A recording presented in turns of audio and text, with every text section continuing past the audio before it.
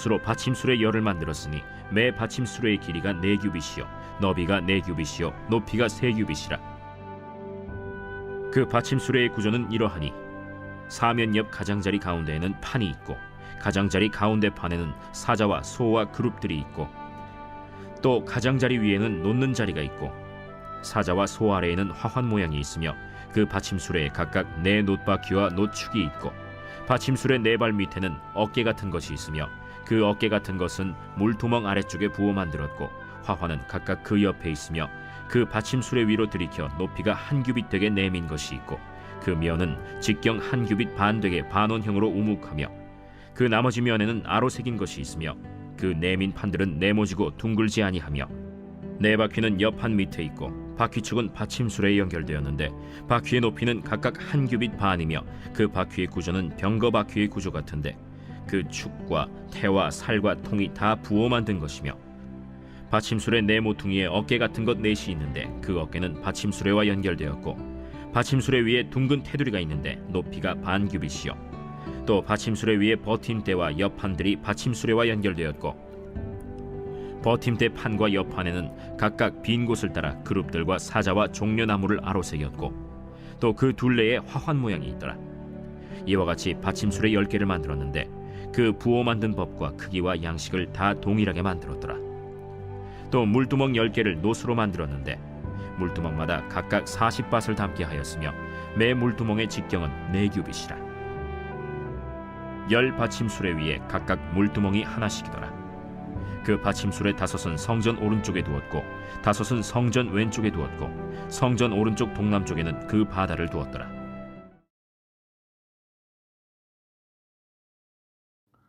할렐루야. 오늘 우리에게 주신 하나님의 말씀은 열왕기상 7장 27절부터 39절까지 말씀입니다. 오늘 말씀의 제목은 정결의식과 예배입니다.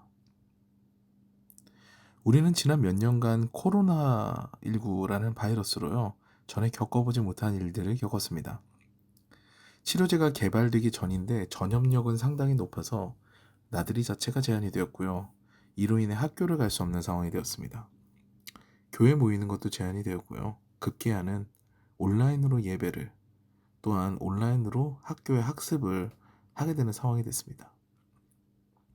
이 상황은 상당히 오랜 시간 지속이 됐지만 우리는 결국 답답한 이 시기를 이겨내고 지금은 일상을 회복하게 되었죠. 그럼에도 불구하고 우리는 코로나 시절을 생각해봐야 할 필요성이 있습니다. 특히 신앙적 관점에서 돌아볼 점이 꽤 많이 있어요. 오늘 저는 그 중에서 온라인 예배에 관해서 이야기를 나누려고 합니다. 처음 코로나가 발발하고 온라인 예배를 드려야 하는 상황이 되자 2가지 견해가 등장을 했죠. 다행이라는 측면과 우려가 된다라는 그런 측면의 견해가 있었습니다.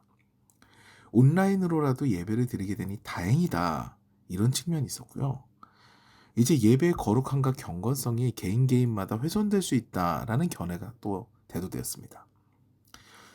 저는요, 이때가 마치 만식년과 같은 시기여가지고요, 온라인 예배를 몇 번 드렸었는데요. 예배를 드리면 드릴수록 저를 보면서 상당히 놀라게 됐습니다. 온라인으로 드리는 예배가 생각보다 편한 거예요. 처음에는 복장도 단정하게 하고 예배자의 마음으로 온라인 예배를 드렸는데요. 시간이 흐르고 지나게 되니까 점점 마음이 풀어집니다. 오랜만에, 주일날 이럴 수 없거든요, 저는. 근데 오랜만에 늦게까지 잤다가 온라인 예배를 켜고 편한 자세로 예배 드리는 거죠. 스스로 합리화합니다. 우리 아버지 집인데 편할 수도 있지 뭐 하면서요. 그런데 이 시기가 계속되게 되니까요, 저는 저의 삶이 놀랍게 급속도로 세속화됨을 확인할 수 있었습니다. 온라인 예배든 오프라인 예배든 그것이 중요한 것이 아니라 어떻게 내가 예배를 드리냐, 그 마음이 참 중요했거든요. 이게 참 중요한 부분이었습니다. 저는 온라인 예배 때요, 예배 드릴 자세가 되어 있지 않았던 거예요. 그래서 예배를 제대로 드리지 못하니까 삶이 세속화되는 것은 시간 문제였던 겁니다. 매주 말씀을 통해 결단하게 되는 시간이 흐려지니까 믿음도 연약해졌습니다.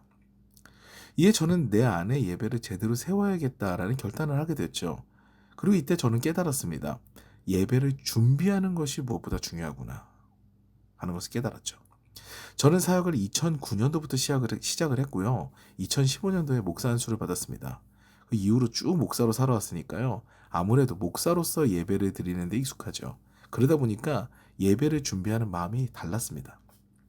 예전에는 오늘은 하나님께서 나에게 어떤 말씀을 주실까라는 기대감을 가지고 예배를 준비했다면요. 목회자가 된 후에는 오늘 하나님께서 나를 어떻게 사용하실까? 라는 그런 생각들이 많았습니다. 저는 이 부분부터 수정을 했죠. 나를 사용하시는 것이 아니라 나에게도 말씀하시는 하나님, 이것을 정리를 한 겁니다. 그러므로 나 역시도 예전의 마음과 같이 거룩하고 경건한 마음으로 주님의 말씀을 경청해야겠다. 그 주님의 말씀을 경청하고 내가 성도님들에게 전해야겠다라는 그런 생각을 갖게 된 거예요. 그런 마음으로 돌이킨 겁니다. 그리고 주님을 만나는 그 시간을 굉장히 기대하며 그리며 예배를 준비하겠다고 다짐을 했죠. 겸손하게 하나님 말씀을 기대하게 된 거예요. 그 결과 저는 매 예배 때마다, 지금도 마찬가지입니다.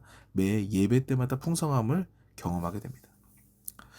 오늘 말씀은요, 정결 의식에 관한 부분이 서술되어 있습니다. 솔로몬의 성전 중에서, 그 성전 건축 중에서요, 놋 물두멍과 그 물두멍을 옮길 수 있는 놋 받침수레에 관해서 이야기하고 있죠. 제사장들이 씻었던 그런 바다와 달리 물두멍은요, 개개인들이 성전에 들어가기 전에 손과 발을 씻어서 정결하게 하는 용도로 제작됐습니다. 우리는 예배 때 우리가 정결하게 된다라는 그런 생각을 갖습니다. 예배를 드리면서 정결하게 된다는 생각을 갖죠. 일부는 맞습니다. 예배 때 하나님의 말씀을 듣고 결단하면서 회개가 일어나죠. 생각의 변화가 일어납니다. 근데 오늘 말씀 보세요. 우리는요, 예배 전에도 손과 발을 씻어야 합니다. 이것은 전적인 나의 결단을 의미하죠. 이런 거예요. 하나님, 제가 오늘 예배를 드리려고 합니다. 하나님과의 만남을 기대하면서 이 자리에 왔습니다. 그런데요, 저는 그동안 제 마음대로 제 생각대로 살아왔습니다. 오늘 하나님의 말씀을 듣고 변화를 받기를 원합니다. 먼저 제 생각을 내려놓게 하여 주시옵소서. 제 생각을 깨끗하게 비워주시고 그 자리에 성령님께서 앉으실 수 있도록, 오실 수 있도록 미리 청소하게 하여 주시옵소서. 우리가 예배를 준비하는 것은요, 이런 생각 가운데서 이런 마음을 가지고 예배를 드려야 되는 거죠. 예배를 드리려고 준비해야 되는 거죠. 사랑하는 여러분, 예배는요, 하나님을 만날 수 있는 유일하고 거룩한 의식입니다. 예배를 중요하게 생각하고 마음의 결단을 하면 할수록 하나님께 더욱 가까이 갈 수 있게 됩니다.